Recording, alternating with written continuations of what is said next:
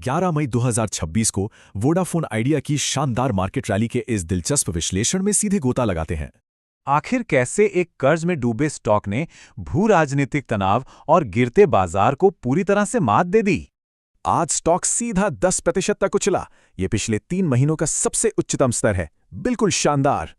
गिरते सेंसेक्स और निफ्टी के बीच ये स्टॉक बाजार के हर नकारात्मक रुझान को पूरी तरह पछाड़ रहा है।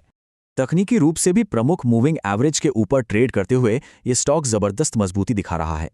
ब्लूमबर्ग की रिपोर्ट से वोडाफोन ग्रुप की 19% हिस्सेदारी के सीधे ट्रेजरी में जाने का एक बड़ा खुलासा हुआ है।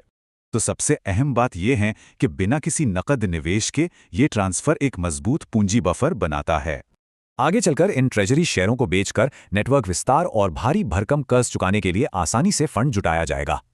अब देखते हैं कि दूरसंचार विभाग के एक बेहद व्यावहारिक और महत्वपूर्ण हस्तक्षेप ने इस स्थिति को कैसे मजबूत किया।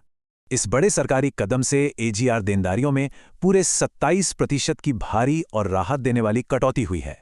और तो और भुगतान का समय वित्त वर्ष 41 तक बढ़ने से कंपनी को बहुत जरूरी वित्तीय तरलता मिली है। अब ये शानदार कैपिटल स्टैक आक्रामक रूप से पूरे देश में 4G और 5G नेटवर्क के विस्तार को रफ्तार देगा। मई के अंत तक 133 शहरों में 5G नेटवर्क चालू करने का एक बहुत ही आक्रामक लक्ष्य सामने आया है। विशेषज्ञों के अनुसार 49% सरकारी हिस्सेदारी ने निवेशकों के विश्वास को फिर से काफी मजबूती से बहाल किया है।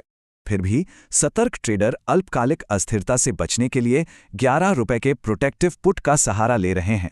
तो अंत में सबसे बड़ा सवाल यही है, क्या वोडाफोन आइडिया फिर से अपना पुराना टेलीकॉम प्रभुत्व हासिल कर पाएगा?